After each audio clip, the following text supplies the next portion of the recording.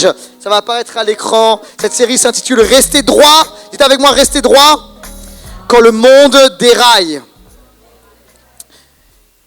Et le deuxième message de cette série s'intitule Comment des chrétiens abandonnent la foi. Et pendant cette série, on est sur les épîtres à Timothée. Et Paul s'adresse à une église qui vit, à un leader, Timothée, qui vit à Éphèse. Et il s'adresse à cette génération, mais il s'adresse également aux générations futures qui vont vivre, une église qui va vivre les temps de la fin, les bouleversements des temps de la fin. Et aujourd'hui, je voudrais aborder cette question importante. Comment des chrétiens abandonnent la foi? Et nous lisons ensemble dans 1 Timothée au chapitre 4 et au verset 1. Mais l'Esprit dit expressément, d'accord? Il y a une intention de l'Esprit de Dieu, expressément, que dans les derniers temps, certains abandonneront la foi pour s'attacher à des esprits trompeurs et à des doctrines de démons. Ok? On prie ensemble. Père, je te remercie maintenant pour ta parole, qu'elle puisse nous transformer, nous bouleverser, nous changer. Donne-moi l'onction maintenant pour prêcher et touche nos oreilles pour recevoir. Je déclare cela maintenant dans le nom de Jésus. Et toute l'Église dit Amen. Quand j'ai pris mon baptême, j'avais 14 ans. Et on était 4 à prendre le baptême. Et aujourd'hui, si je fais le compte, il y en a qui a abandonné la foi, un autre qui a abandonné la foi, un autre qui a abandonné la foi. De 4, il en reste 1. La réalité, c'est que, et c'est pas pour faire peur, c'est que il y a, et peut-être certains vous l'avez vu dans votre parcours de la vie chrétienne, des chrétiens qui abandonnent la foi. Le truc, c'est que ça ne se fait pas en une nuit. En fait, on ne se réveille pas un matin en disant « j'abandonne Dieu, je renonce à Dieu, je ne crois plus dans l'église, etc. » Okay? Ça ne se fait pas en une nuit. Mais la réalité, c'est qu'il y a un cheminement et il y a une dérivation. Il dérive petit à petit, silencieusement, progressivement. Et puis tu arrives tout d'un coup, quelqu'un t'annonce, je quitte la foi. Moi, je me souviens des leaders de louanges, ok? J'écoutais, j'étais en worship dans leur chant, etc. Puis tout d'un coup, tu arrives, t'entends, je ne crois plus que Jésus soit le Fils de Dieu, j'ai renoncé à la foi chrétienne. Comment le gars a pu écrire des chants tellement puissants, profonds, glorieux, qu'on chante dans les églises encore aujourd'hui, puis le gars dit, j'abandonne la foi. Okay? Des leaders, des pasteurs, j'ai lu leurs livres. Okay? Puis tu arrives, tu lis là sur Internet que ces gars-là ont abandonné la foi, se tournent vers Jésus, se sont détournés de Jésus, j'ai plus la foi en Christ. Qu'est-ce qui s'est passé? C'est un petit processus, des petites concessions. Mais voyez-vous, dans ce passage qu'on a lu, il y a un avertissement prophétique. L'Esprit dit expressément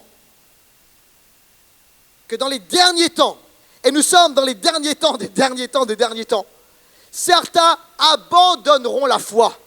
Et en fait, écoute-moi bien, ce n'est pas une opinion, ce n'est pas une analyse humaine, ce n'est pas une peur exagérée, c'est une déclaration du Saint-Esprit. Ce n'est pas que Dieu le veut, mais c'est quelque chose qui doit arriver. Et Dieu n'est pas surpris par ce qui arrive, il l'avait déjà annoncé d'avance. Et Paul l'annonce, certains abandonneront la foi, ils s'éloigneront de la vérité, certains seront séduits. Et en fait, il y a comme un panneau danger, ok? Il y a des personnes ici, vous conduisez, et quand tu prends un panneau danger virage, en fait, le truc là, quand tu vois sur la route un panneau danger virage, c'est pas pour te faire peur. Et des fois, vous savez, quand il y a des choses qui arrivent, on dit dans les temps de la fin, il y a des gens qui disent, ouais, ça fait peur. Écoute-moi bien, c'est pas pour faire peur, c'est pour avertir et pour être préparé. Ok? Quand tu vois un panneau de danger, ralentir, tu sais qu'à ce moment-là, tu vois, c'est pas le moment d'accélérer, c'est le moment de passer, de rétrograder, de passer à 50 km/h et de faire attention. Et en fait, la Bible, il y a des avertissements prophétiques dans la Bible, pas pour nous faire peur, mais pour nous protéger et pour nous avertir. Dieu n'annonce pas le danger pour nous effrayer, il nous annonce les choses pour nous préparer. Quelqu'un dit amen à cela. Et la Bible dit que dans les derniers temps, il y aura une mentalité de l'abandon. Certains abandonneront la foi Peut-être certains, alors que tout allait bien, abandonneront leur bon sens, la famille, le couple, le mariage, la droiture, etc. Et en fait, il y a une mentalité de l'abandon qui va s'accentuer, s'accélérer dans les derniers temps. La question est, comment abandonne-t-on la foi, le bon sens? Comment est-ce qu'on abandonne Jésus? Comment est-ce qu'on a été enraciné, marché avec Jésus? On a dit oui au Seigneur, peut-être certains dans les eaux du baptême. Comment ça se fait que sur 4 gars, il y en a un seul qui poursuit avec le Seigneur? Quel est le processus? Et l'apôtre Paul le dit, la séduction des derniers temps. C'est à cause de la séduction des derniers temps. Premier point, ça apparaît à l'écran, le mécanisme de la séduction. Parce qu'il y a un cheminement, il y a un process, il y a un mécanisme. Il est dit ceci, 1 Timothée chapitre 4, verset 1. Pour s'attacher à des esprits trompeurs, une autre traduction dit des esprits séducteurs, à des doctrines de démons. Et Jésus lui-même l'avait prévenu. Il a dit, prenez garde que personne ne vous séduise. Ok? Et il dit également que de faux Christ, de faux prophètes, dans Matthieu 24, feront de grands prodiges. Donc écoute-moi bien, à la fois Paul le dit, à la fois Jésus le dit. Ok? Donc il y a une direction, il y a un leitmotiv, il y a une réalité que dans les derniers temps, il va y avoir des puissances, des esprits de séduction, il va y avoir des faux prophètes qui arriveront, d'accord? Et le mot séduire signifie attirer, tromper, détourner. C'est un serpent, c'est une stratégie serpentine. C'est pas quelque chose, tu vois, des fois le diable arrive comme un lion rugissant, puis des fois il arrive avec une séduction. Et écoute-moi bien, lorsqu'il arrive comme le lion rugissant, des fois dans les pays où il y a de la persécution, etc., tu sais ce qui se passe? C'est tout le contraire, les chrétiens sont encore plus forts et l'évangile se développe encore plus, avance. Et en fait, il y a une autre stratégie de Satan qui est la séduction, qui est de tromper, d'attirer, de faire croire. Et la séduction, c'est subtil. Elle ne dit pas quitte Dieu. Elle dit tu peux ajuster la vérité. Dieu a-t-il réellement dit?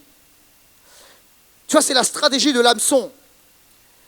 Le poisson ne voit pas le crochet, il voit l'appât. Et souvent, le diable arrive avec la séduction. Le truc, c'est que la séduction cache toujours un danger derrière quelque chose qui est attirant. Et il dit que dans les derniers temps, il va y avoir des stratégies de séduction. Et je voudrais vous parler de 2 types de séduction qui est manifestée dans le monde, mais également dans l'Église. C'est la séduction charnelle et la séduction spirituelle. On va commencer par la séduction charnelle. En fait, l'ennemi va créer des séductions, différents types de séductions. Ça dépend des personnes. Ça peut être l'alcool, la drogue, la cigarette, le sexe, la pornographie, les réseaux sociaux. Et en fait, c'est quoi? L'idée, c'est d'amener les êtres humains, les chrétiens, dans des addictions, autrement dit des chaînes et des liens. Écoute-moi bien, à travers ces réalités de séduction, tu sais ce qui se passe? C'est que l'ennemi te donne du plaisir. Sinon, ce ne serait pas séduisant. Vous êtes là ou pas? Écoute-moi, le péché, c'est cool. Jusqu'à un certain point. Mais il y a quelque chose de séduisant. Il y a quelque chose de plaisant. Et même le cerveau sécrète, vous savez, cette hormone, la dopamine. Tu vois, c'est l'hormone du plaisir, le plaisir charnel. Et en fait, comme ça crée du plaisir, on en veut encore. Jusqu'à ce que ça t'amène dans des chaînes, dans des liens, et que ça ouvre des portes. En fait, littéralement, la Bible parle d'esprit de séduction. En fait, derrière cette attirance, derrière la séduction, derrière ce qui t'attire, il y a des puissances spirituelles qui veulent t'enchaîner, te démoniser, te posséder.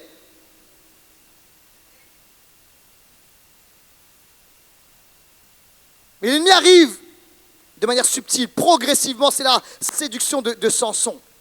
Avec Samson dans la Bible, dans ce qu'on peut appeler l'Ancien Testament, il y a dans les juges cet homme que Dieu a appelé, que Dieu a appointé, que Dieu a oint, qui s'appelle Samson.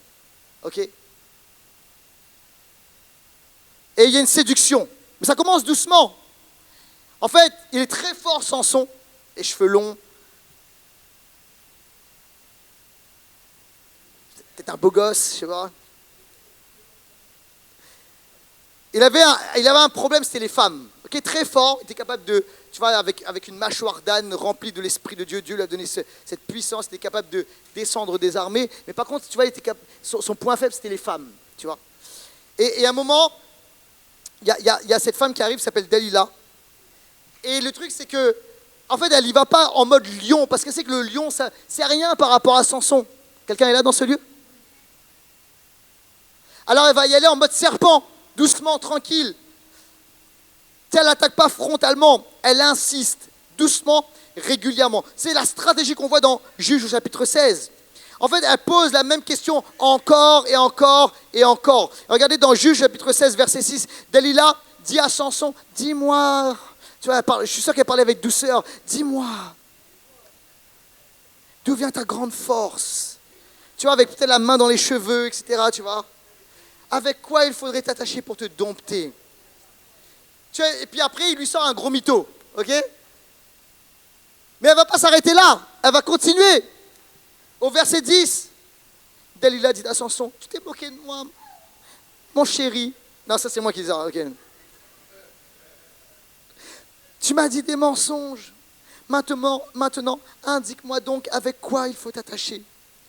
Deuxième mytho de Samson. Mais elle lâche pas l'affaire. Verset 16. Comme elle était chaque jour à le harceler de paroles et à le pousser à bout, il perdit patience au point de désirer la mort. Écoute-moi bien. Il lui ouvrit son cœur. Tu vois? En fait, je pense qu'avant de lui ouvrir son cœur, il lui a ouvert son corps. Non, mais c'est vrai. Et à force de paroles, et pas que de paroles, il a rompu l'alliance qu'il avait avec Dieu. C'était une alliance, ses amis. Mais la séduction n'était pas brutale. Elle était répétitive. Et comme pour nous, aujourd'hui, en 2026, la séduction est répétitive. Elle est subtile. Elle est progressive. Et en fait, le truc, c'est quoi? C'est que nous, des fois, en tant que chrétiens, vous savez, on est là, puis tu vois, Dieu nous a créé avec un cerveau complexe, etc. Mais des fois, on est comme c'est des poissons, là. Il y a un hameçon, on a un cerveau de poisson rouge, et puis, tu sais, on tourne autour de l'hameçon, etc. Et tu sais, on tourne autour du téléphone, on tourne autour de l'Internet, on tourne autour de l'ordinateur le soir, on tourne autour de cette fille, on tourne autour de ce gars, on tourne autour... Non, ça va, etc. Tu sais quoi, mais l'ennemi est patient. Je vais te dire un truc, l'ennemi est plus patient que toi. Et à force de répétition, de subtilité, etc., l'ennemi veut t'amener dans la séduction charnelle. Il y a des chrétiens, en fait, arrêtons de jouer avec des compromis, de tolérer des choses. Arrêtons de nous approcher de ce qui est dangereux. Et parfois, on est là, on dit, oh, je contrôle. Non, tu ne contrôles rien du tout. Le diable a sa stratégie et il est en train de t'enfermer. C'est la stratégie de Dalila. Et le truc qu'on doit arrêter. Tu sais quoi, moi, il y a un truc, je me dis, ok, je dois stopper ça. Jésus a dit, si ton œil pour toi une occasion de chute, arrache-le et jette-le. Tu sais, moi, c'est quoi? C'est les réseaux sociaux, c'est Insta. Alors, tu sais, j'ai Insta, je publie des choses, mais j'ai une stratégie maintenant. Tu sais quoi? En fait, je télécharge l'application, je publie ce que je dois publier, d'accord? Et je supprime l'application. Tu sais pourquoi? Sinon, j'ai remarqué un truc, c'est que j'arrive pas, je vous dis la vérité, si je le fais pas, j'arrive pas à m'en défaire. Vous êtes là ou pas? Parce que mon cerveau, et c'est fait pour ça. Mon cerveau sécrète la dopamine, le truc, et tu scrolles et que tu regardes. Non, tu sais, au bout d'un moment, tu sais ce que tu fais? Suppression. Et en fait, tu sais, quand le diable veut nous faire croire, non, ça va, tranquille. Non, supprime. Enlève ce numéro, enlève cette application, enlève peut-être quelque chose, enlève, supprime. Et séduction charnelle, mais séduction spirituelle, les amis. Vous savez quoi? Il y a de la tromperie spirituelle encore plus en 2026. Jésus a dit, il y aura des faux prophètes. Et Jésus a dit, ils feront de grandes choses. Comment est-ce qu'on juge si quelqu'un est de Dieu ou pas? Vous savez que des fois, nous, en tant que chrétiens, je vais parler des charismatiques là maintenant, nous, on parle de la maison. Okay, on est pentecôtistes charismatiques, etc. Et vous savez, des fois là, on est dans le tout venant, nous. Et on doit apprendre à discerner les choses. Et dans le monde aussi, on doit apprendre à discerner les choses. Des fois, il y a des gens là, dans le monde, en fait, ils pensent être en connexion avec Dieu. Il y a un truc qui s'appelle le New Age, ok? Les gens pensent être en connexion avec Dieu ou avec des énergies bienfaisantes. Ils appellent ça des énergies, etc. En fait, écoute-moi bien, ce n'est pas des énergies, ça s'appelle des démons. Il faut appelons un chat, ok, au bout d'un moment. Ok? Et en fait, ils font des expériences, des voyages astro, etc. Et tout. Puis il y a des connexions, ils rencontrent des énergies. Des fois, ces personnes-là, tu les rencontres dans l'église. Ils viennent dans l'église. Et tu sais quoi, je peux vous dire un truc, des fois même, ils aiment nos églises charismatiques. Parce que, tu sais, il y a, à cause de la vibe, la wave, etc., jusqu'à un certain point. Quand tu annonces la vérité, Jésus, etc., qu'il y a un seul Dieu, que tu dois arrêter certaines choses. Et voyez-vous, dans le monde, il y a des esprits de séduction. Alors, ils ne se font pas appeler démons, ils se font appeler énergie. Puis dans l'église, il y a des tromperies sur les choses de l'esprit. Dans le prophétique, dans le monde charismatique, il y a des tromperies, je peux le dire ou pas? Et en fait, on ne doit pas être ébloui par la puissance ou les dons. Il y a des gens, des fois, ils sont éblouis. Oh, il y a quelqu'un là, un prophète, il m'a dit où j'habitais. Pourquoi tu ne savais pas où tu habitais ou quoi avant?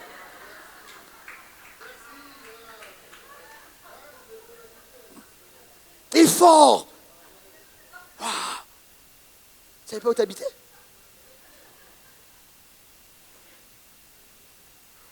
Et comment tu évalues, tu vois, est-ce que c'est de Dieu ou pas? Parce qu'ils font de grandes choses. Dans le monde spirituel, tu sais quoi? Les sorciers d'Égypte qui étaient avec Moïse, ils étaient capables de faire de grandes choses. Ils faisaient des signes, des prodiges et des miracles. À un certain niveau. Mais ils en faisaient quand même. Et des fois, nous, on est éblouis par les dons. Et les chrétiens, c'est quoi? En fait, ils vont dans des églises, ils vont dans des conférences, ils vont dans des endroits, etc. Souvent, ce n'est pas des églises, parce que tu sais, ils vont dans des conférences à droite, à gauche et tout, puis ils reçoivent des paroles. Oh, j'ai reçu un prophète qui m'a dit ceci, etc. Tu sais, généralement, ce prophète-là, il ne prophétise jamais en disant, tu vois, rattache-toi à ton église locale, lis la parole de Dieu, et un cœur humble. Il ne prophétise pas ce genre de choses. C'est bizarre, hein? Ok?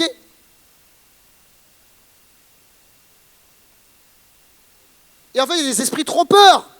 Et dans l'église, des fois, on est ébloui par toutes ces choses-là.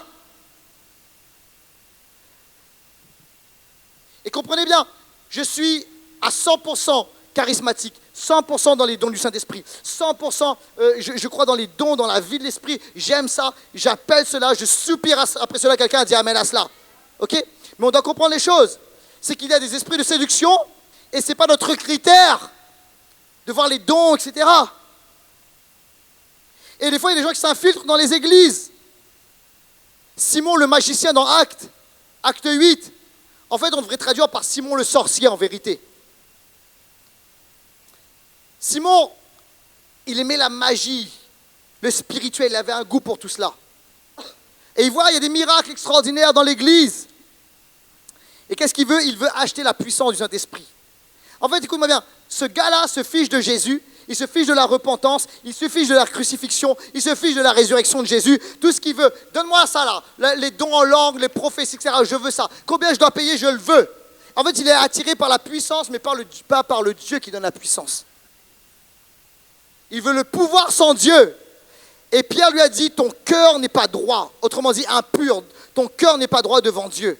Et voyez-vous, ça, c'est des séductions qu'on peut voir. La séduction du spirituel sans la relation. Vouloir les miracles, vouloir l'autorité, vouloir l'influence sans Jésus. Et tu peux désirer les choses de Dieu sans désirer Dieu lui-même. Et à un moment, vous savez quoi? À l'église d'Impulsion, il y a 7 ans de cela, eh bien, on a dû rectifier les choses par rapport à cela. On avait vécu un déversement très, très puissant du Saint-Esprit. Très puissant, ok? Mais à un moment, voici ce qui s'est passé. On a discerné que certaines personnes, et même une bonne partie de l'Église, étaient plus attachées aux manifestations de l'Esprit qu'à Jésus lui-même. Ok? En fait, il fallait que le dimanche, absolument, que ça tombe par terre, que ça tremble, qu'il y ait des manifestations. Ok? Il faut que ça s'y a pas ça, c'est pas bon. Et en fait, les gens ne venaient plus chercher Jésus, mais chercher les manifestations, les sensations. Et comprenez bien, il peut y avoir des manifestations lorsque l'Esprit de Dieu arrive. On le voit dans la Bible. C'est OK avec ça. OK? Moi, je n'ai pas de blocage par rapport à cela. Mais il y a une différence entre le fait que ça arrive, d'accord? Parce qu'on appelle Jésus, on adore Jésus, le Saint-Esprit vient et puis il se passe quelque chose, OK? Mais ça, il y a une différence entre ça et vouloir rechercher les manifestations. Il y a une grande différence.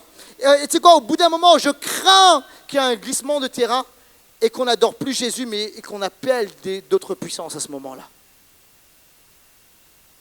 Et on a dit stop. Non pas aux manifestations, non pas à tout cela, mais on doit rectifier.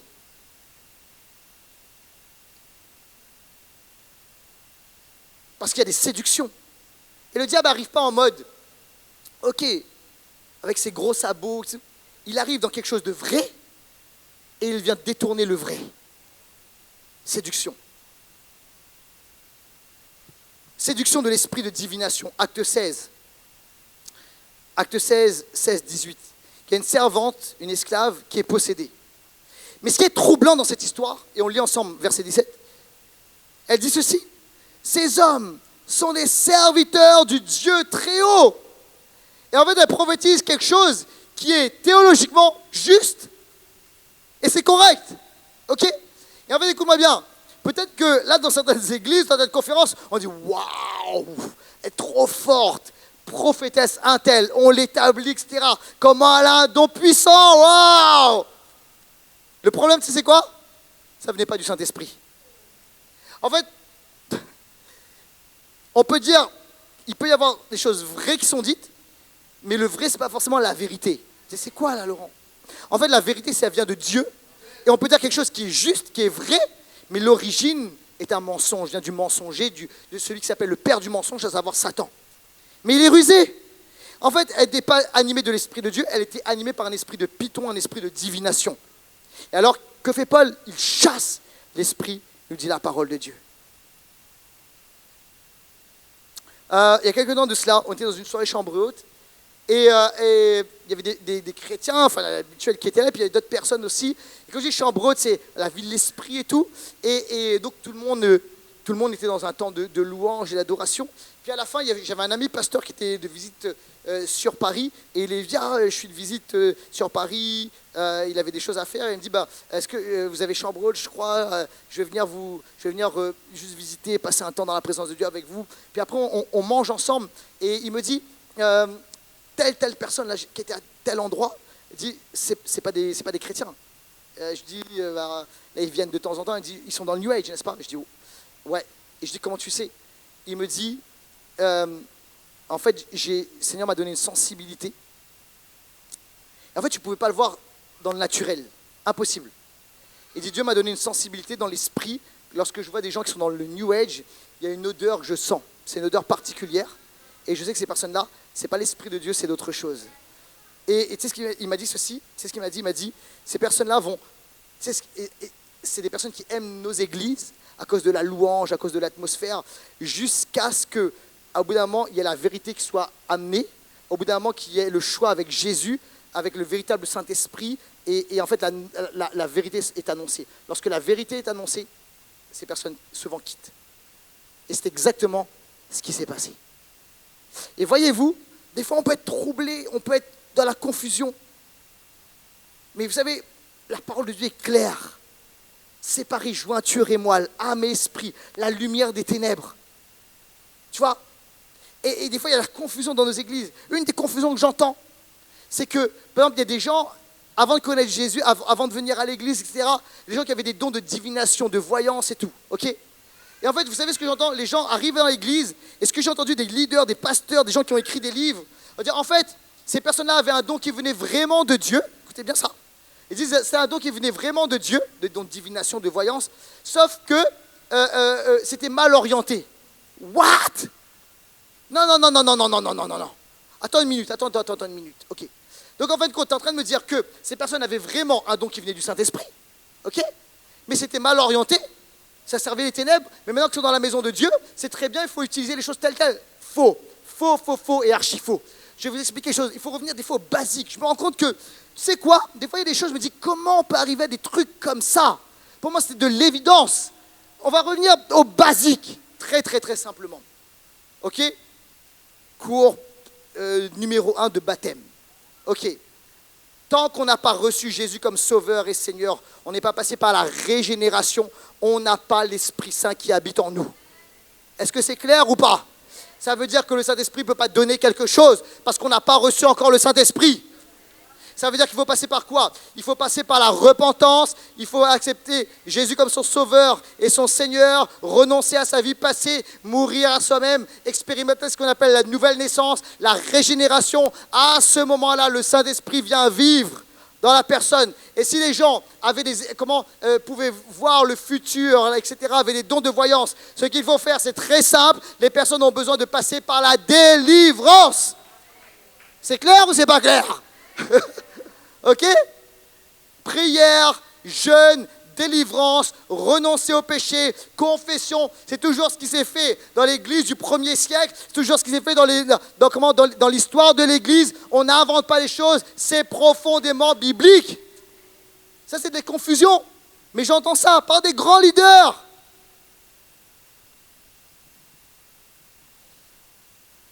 Ok? Maintenant, comment on fait? Comment on fait? Face à toute cette confusion-là, cette séduction spirituelle, Dieu ne nous a pas laissé sans solution. Il nous donne une arme. Ça s'appelle le discernement. Point numéro 2. Le discernement spirituel. C'est quoi le discernement? Le discernement, tu sais, c'est pas être critique. Ok? Ah, tout. Tu vois, non. Si tu es critique, c'est pas le discernement. C'est juste que tu aimes critiquer. Ok? C'est pas être méfiant de tout. Le discernement, c'est pas un truc intellectuel. C'est de reconnaître ce qui vient de Dieu et ce qui ne vient pas de Dieu. 1 Jean chapitre 4 verset 1. Bien-aimés, ne vous fiez pas à tout esprit, mais mettez les esprits à l'épreuve pour savoir s'ils sont de Dieu, car plusieurs prétendus prophètes sont venus dans le monde. Jean est clair. Donc comment est-ce qu'on fait pour développer cette dimension du discernement, le discernement spirituel? Ok? On va dans le basique, toujours. Des fois, il ne faut pas aller chercher loin. Hein. Ok? Et je vais vous donner 4 clés pour développer le discernement spirituel. Des choses simples, des choses lisibles, des choses bibliques. Premièrement, par la parole. Ok? Par la parole. Il y a 2 problèmes aujourd'hui. Vous savez quoi? C'est le feeling. La séduction du feeling. Je ressens que... Dieu m'a dit, je ressens. Ok, ce que Dieu t'a dit, est-ce que c'est basé sur la parole de Dieu? Ce que tu ressens, est-ce que c'est basé sur la parole? Tu vois, en fait, tu ne dois pas te baser sur ce que tu ressens, tu dois te baser sur ce que Dieu te dit. Et des fois, même dans l'église, on dit, suis ton cœur. Non, suis pas ton cœur. Parce que la Bible dit que le cœur de l'homme est tortueux.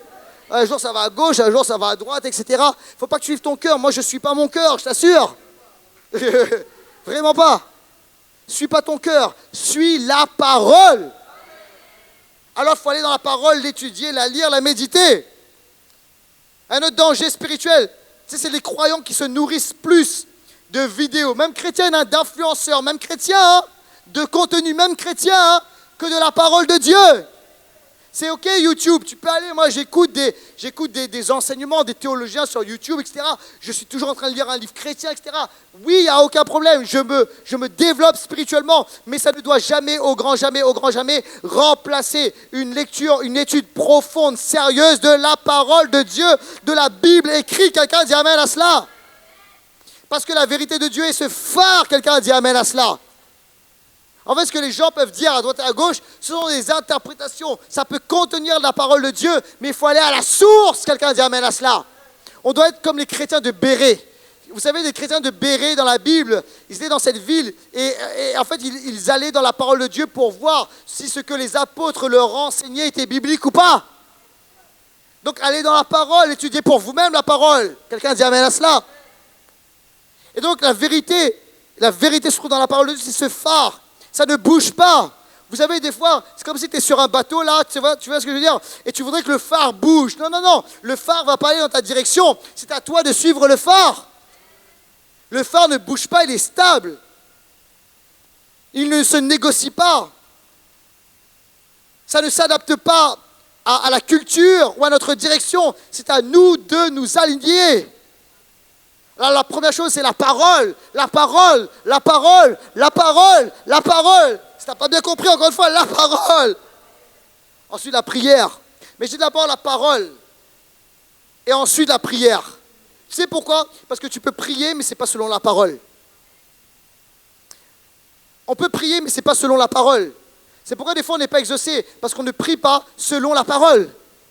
C'est pourquoi nous devons prier d'après la parole de Dieu. Quelqu'un a dit amen à cela. Et en fait, ça va augmenter notre discernement spirituel. Et c'est important. Prions par et d'après la parole de Dieu. Quelqu'un a dit un bon amen. Alléluia. Et plus on va développer cette prière, cette dimension de la prière, plus le discernement va se développer.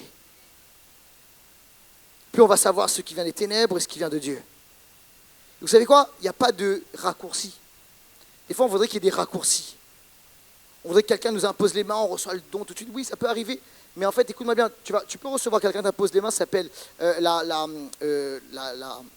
l'impartition. Merci. Mais écoute-moi bien, ça va tenir seulement s'il y a la prière derrière. Et il faut la prière. Troisièmement, une vie proche de Dieu. Quand je dis une vie proche de Dieu, c'est se séparer du péché. En fait, les choses doivent être claires.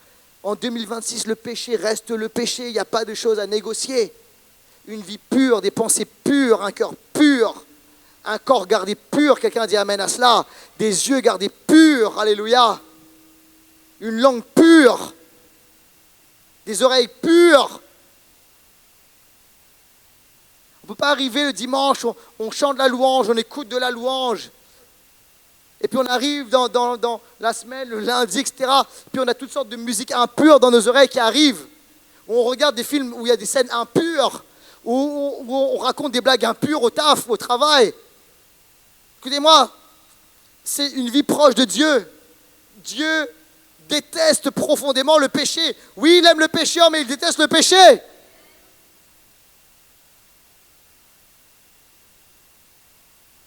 Et comment on développe le discernement spirituel?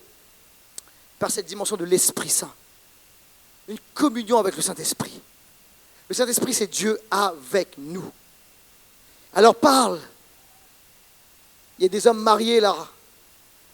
Imagine, tu vois, tu veux juste le bénéfice du mariage, mais tu n'as pas de communion, tu ne parles pas avec ta femme. Les gars, vous avez compris ce que c'est le bénéfice du mariage, ok?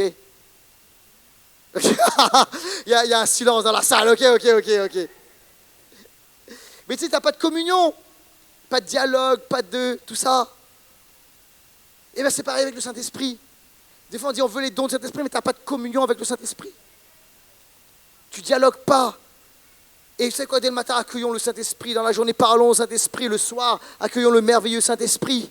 Et plus on développe cette relation, cette communion avec l'Esprit de Dieu, et plus le Saint-Esprit se déverse en nous. Plus il agit en nous.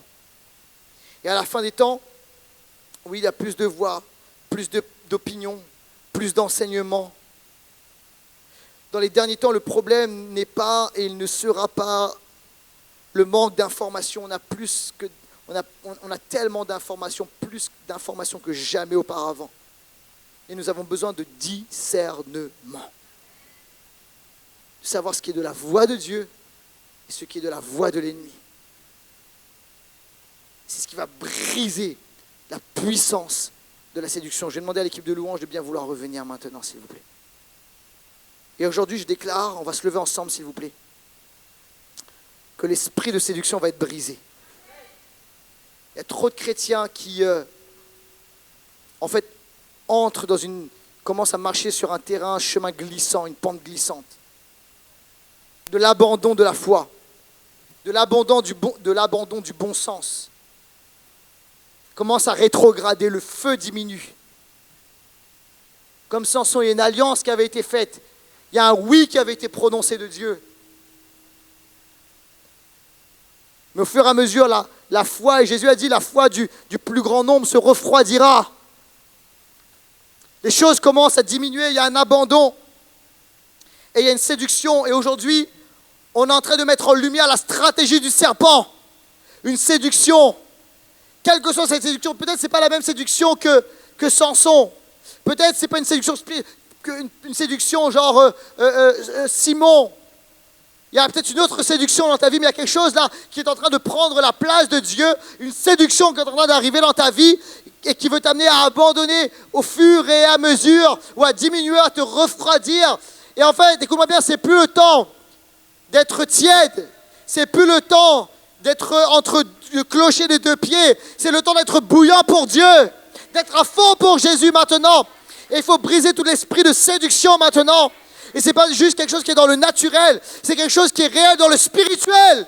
Et il y a derrière des puissances qui veulent t'amener à lâcher et à diminuer. Mais maintenant, dans le nom de Jésus, vous savez ce qui a fait sortir le feu là? À un moment, Paul était sur une île. Et vous savez ce qui a fait que le serpent est sorti là? Le serpent est sorti parce qu'il y avait le feu, alléluia. Écoute-moi bien, et c'est le feu qui va faire sortir le serpent dans le nom de Jésus. Le feu de la parole, le feu du Saint-Esprit. C'est pourquoi, écoutez-moi bien, aujourd'hui, c'est plus le temps de prêcher un message coussi-coussa. Tu as un message tiède. C'est le temps de prêcher un message de feu. Quelqu'un dit amen à cela. Un message radical, un message intense. Et un feu du Saint-Esprit intense. Alléluia. Une fois, il y a un pasteur qui me racontait ceci. Comment ça se fait qu'on ne voit plus, comme à l'époque, comme avant, des délivrances dans les églises? Je dis, ah bon? Peut-être dans l'église, dans tes églises. Mais écoute-moi bien, dans notre église, il y a des délivrances toujours. Vous savez pourquoi il y a des endroits là? En fait, les démons ne sortent pas s'il n'y a pas le feu.